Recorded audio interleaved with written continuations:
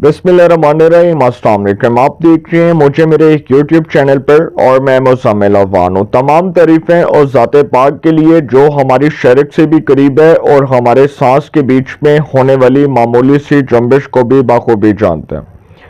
तमाम दुरूद पाक नबी आखिर ज़मा हज़रत मोहम्मद मुस्तफ़ा अहमद मुश्तबा सल्लल्लाहु अलैहि वसल्लम की ज़ाते पाक पर, जो वजह तख्लीक कायनात है, जिनकी वजह से हम हैं, जिनकी वजह से ये कुल कायनात है। इमरान खान साहब की रिहाई के लिए पार्टी रहनुमाओं ने टास्क फोर्स बनाने की मुखालफत कर दी है और मुज़ाकरात के रास्ते को अपनाने का अंदिया दे दिया। उन्होंने कहा कि जी इमरान खान साहब की रिहाई तो टास्क फोर्स से मुमकिन नहीं है। ये जो आप कह रहे हैं कि जी ये टास्क फोर्स बना दी जाए और इससे रिहाई हो जाएगी, तो इससे तो रिहाई नहीं होगी। मुज़ाकरात के रास्ते को अपनाया जाए। मुज़ाकरात का जो रास्ता है उसको ऑप्शन के तौर पर रखा जाए और मुज़ाकरात के ज़रिए ही मामलात को अफ़ाम व तफ़हीम से हल किया जाए। एक तरफ तो पाकिस्तान तहरीक इंसाफ के अंदर जो अंदरूनी लड़ाइयाँ हैं वो बहुत तेज़ी के साथ जन्म लेती नज़र आ रही हैं, तो दूसरी जानिब एक ऐसा इंतशारी ग्रुप जो पाकिस्तान के रियासती इदारों से लड़ने के लिए खान साहब और बिलखसूस पार्टी की सीनियर क़यादत पर दबाव डाल रहा है, वो ना सिर्फ इमरान खान साहब की सियासत को ताबूत में दफन कर रहा है बल्कि वो पीटीआई की सियासत को भी नस्तो नाबूद कर रहा है। और खान साहब को जो बराह रास्त नुकसान पहले हो चुका है, लेकिन ना जैसे उन्होंने इदारों से लड़ाई ली और फिर वो उन्होंने जिस तरह इदारों के खिलाफ ही एक नैरेटिव बनाया कि जी साइफर जो है वो पाकिस्तान की सिक्योरिटी इस्टेब्लिशमेंट की साजिश है, मुझे हटाने में जनरल बाजवा का हाथ था, जनरल लू का हाथ था, उसके बाद अमरीकी रिजीम के तहत मुझे हटाया गया, मैं ऐसा वज़ीर आज़म था जो बहुत ताकतवर था और मुझे कोई हाथ नहीं लगा सकता था, मेरा कोई बाल नहीं उतार सकता था। तो सर ये जो बातें खान साहब को मैं की कमा होन बिल्ली के ख्वाब में छिछड़े, बेगानी शादी में अब्दुल्ला दीवाना जैसी जो बातें खान साहब को बताई जाती थी, ये उनका नुकसान किया जा रहा था। और फिर कुछ ऐसे लोग जिन्होंने खान साहब का नुकसान असम्बलियाँ तोड़ के करवा दिया, वो फवाद चौधरी टाइप लोग, ना 3 च ना 13 च है, ना 3 च ना 13 च। आज फवाद चौधरी साहब किस हैसियत में बैठ के टीवी टॉक शोज में पीटीआई को रिप्रेजेंट कर रहे हैं, और वो तो तहरीक इंसाफ के साथ खड़े ही नहीं हुए। ना उनकी कोई आइडियोलॉजी, ना उनका कोई प्रिंसिपल, ना उनकी कोई सियासत। जो लोग इमरान खान साहब के साथ खड़े हैं, जो जेलें काट रहे हैं, मियां महमूद रशीद, एजाज चौधरी, डॉक्टर यास्मीन राशिद, उमर सरफराज चीमा, इनको आप लॉयलिस्ट कह सकते हैं।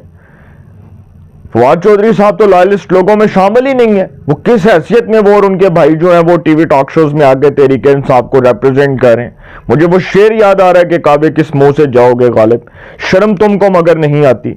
आप किस मुंह से तहरीक इंसाफ को रिप्रेजेंट कर रहे हैं भाई?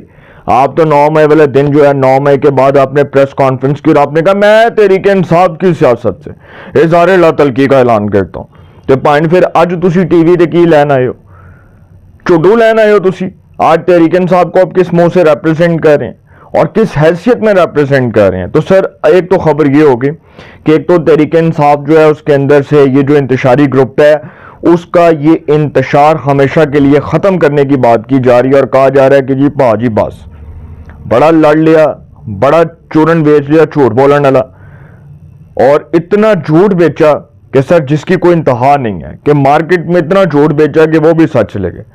और यकीन करें कि इसी बयानिए ने तहरीक इंसाफ की सियासत को डिमोलिश किया, इसी बयानिए ने तहरीक इंसाफ की सियासत को निस्तो नाबूद किया, इसी बयानिए ने तहरीक इंसाफ के सियासी किरदार को नुकसान पहुंचाया कि आप इदारों से लड़ लें और इदारों से लड़ने के बाद आप कहें कि जी देखें जी आप अपने मकसद के हसूल में कामयाब हो चुके हैं।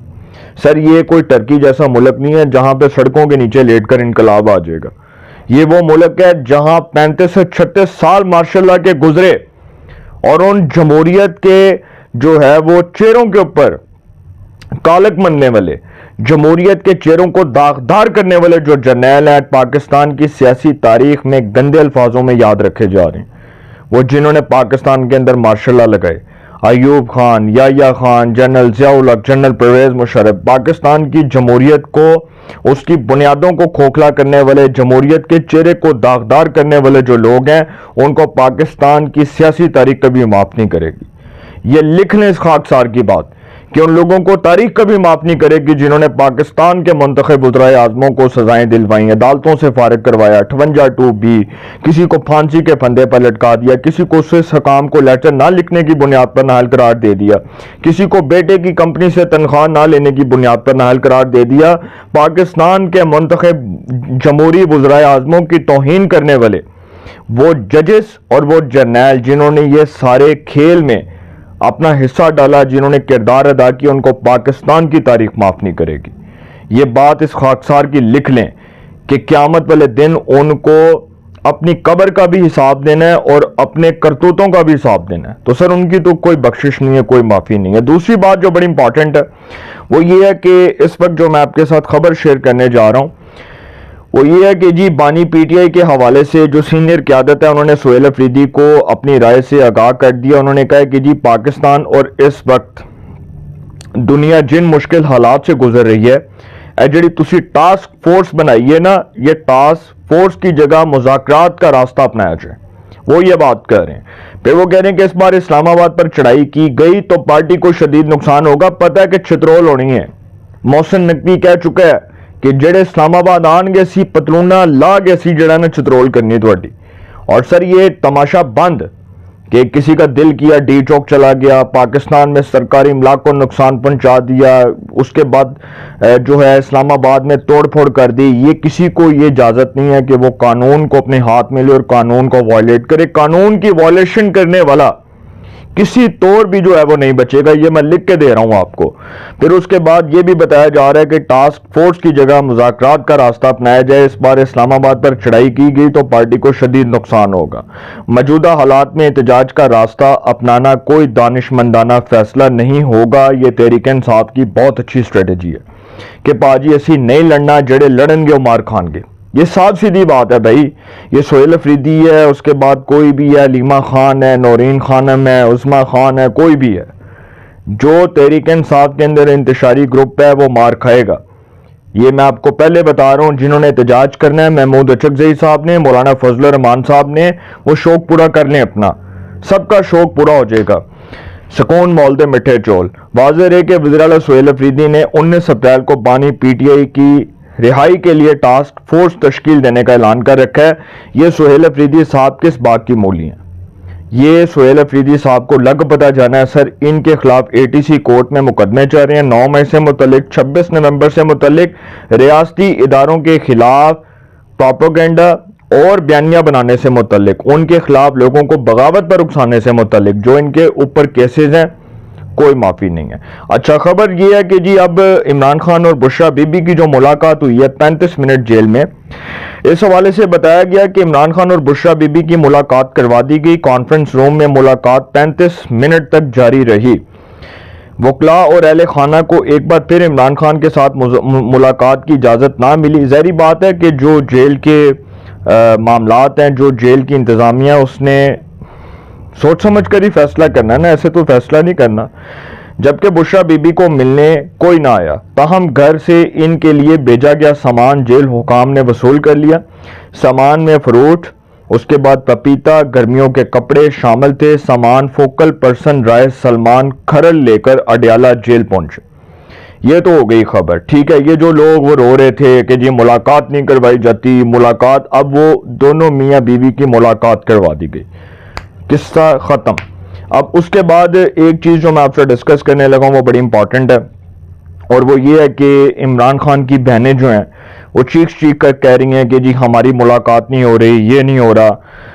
بہنوں نے کہا کہ جی عمران خان سے ہماری ملاقات نہیں کروائی جا رہی۔ پولیس نے وکلاء، ان کے ساتھ موجود چند کارکنوں اور بانی پی ٹی آئی کی بہنوں کو جو ہے وہ بانی پی ٹی آئی کی بہنوں کو روک دیا۔ اب یہاں پر خبر یہ ہے کہ اڈیالہ جیل میں عمران خان سے فیملی ارکان اور وکلاء کو ملاقات کی اجازت نہیں ملی، جبکہ بشرا بی بی کی فیملی سے کوئی ملاقات کے لیے نہ آیا۔ بانی پی ٹی آئی کی 2 بہنیں علیمہ خان اور نورین نیازی ملاقات کے لیے پہنچی تھیں، جبکہ سلمان اکرم راجہ بھی ان کے ہمراہ موجود تھے۔ پولیس نے وکلاء، ان کے ساتھ موجود چند کارکنوں اور بانی پی ٹی آئی کی بہنوں کو ناکے پر روکا۔ میڈیا سے گفتگو کرتے ہوئے علیمہ خان نے کہا کہ عید کا موقع گزر گیا، ملاقات نہیں کرنے دی گئی۔ فیملی کو بتائے بغیر اسپتال لے جاتے ہیں. ان کا کام فیملی کو آگاہ کرنا ہے. ہمیں کیا پتا کیا علاج ہو رہا ہے, ہمارے ڈاکٹرز کو بتائیں گے تو پتا چلے گا.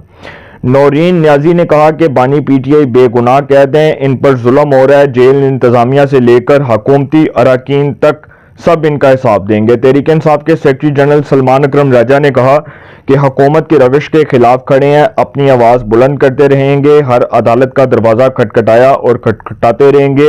یہ پوری قوم کا فریضہ ہے وہ اپنے حقوق بحال کرائے. پہلی بات تو یہ ہے کہ سر جو خان صاحب کی ملاقات ہونی ہے فیملی ممبر سے وہ عدالت کی انسٹرکشنز کے مطابق ہونی ہے, سپریم کورٹ کی ہدایات کے مطابق ہونی ہے, آئینی عدالت کے ہدایات کے مطابق ہونی ہے. ظاہری بات ہے پاکستان میں عدالتیں ہیں نا, تو پھر یہ جوڈیشری کا کام ہے کہ وہ اس حوالے سے جیل انتظامیہ کو انسٹرکشنز دے, ہدایات جاری کرے یا کوئی اس طرح کا فیصلہ جاری کر دے اور اس کے بعد خان صاحب کی اور ان کی فیملی کی ملاقات ہو جائے. یہ تو کوئی اتنی بڑی قیامت نہیں آ گزری, کوئی اتنی بڑی قیامت نہیں برپا ہو گئی کہ خان صاحب کی ساری زندگی ملاقات نہیں ہوگی. بھائی ہوگی. وہ جیل میں بیٹھ کر دیسی مرغے کھا رہے ہیں, وہ قورمے کھا رہے ہیں, وہ بریانیاں کھا رہے ہیں, وہ پلاؤ کھا رہے ہیں, اس کے بعد وہ سویڈش کھا رہے ہیں, اس کے بعد وہ چرگے کھا رہے ہیں, سجیاں کھا رہے ہیں, اور اس کے باوجود آپ کہہ رہے ہیں کہ جی ان کی صحت ٹھیک نہیں ہے, ان کو ڈاکٹرز کو جو ہے وہ ان کے ڈاکٹرز تک رسائی حاصل نہیں ہے. بھائی تمام تر میڈیکل فیسلٹیز ان کو اڈیالہ جیل کے اندر پرووائڈ کی جا رہی ہیں, تمام تر میڈیکل فیسلٹیز, ایک ایک میڈیکل فیسلٹی ان کو مہیا ہے. اور اس کے بعد وہ لگژری جو ہے وہ لائف سٹائل گزار رہے ہیں جیل میں.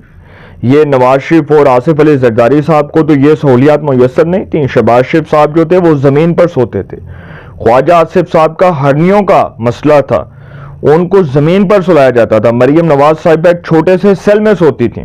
خواجہ سعد رفیق صاحب ہارٹ کے پیشنٹ تھے, ان کو چھوٹے سے سیل میں رکھا گیا. خاقان عباسی کو چھوٹے سیل میں رکھا گیا. مریم نواز صاحبہ جو ہیں وہ اتنے سے کمرے میں, آئی تھنک 6 فٹ کا چھوٹا سا روم ہوگا, اس میں رکھا گیا ان کو. تو سر یہ وقت کس کی رونق پہ خاک ڈال گیا, وہ شعر یاد آ رہا ہے, یہ وقت کس کی رونق پہ خاک ڈال گیا. یہ کون بول رہا تھا خدا کے لہجے میں, وقت اور اقتدار بہترین انتقام ہے, مکہ فاتح عمل اٹل ہے, جیسا کرو گے خان صاحب ویسا بھرو گے. اپنی رائے کا کمنٹس میں ضرور اظہار کیجئے گا. انشاءاللہ ایک نئے سیگمنٹ کے ساتھ پہ ملاقات ہوگی. آپ نا بہت خیال رکھیے گا. اللہ نگہبان.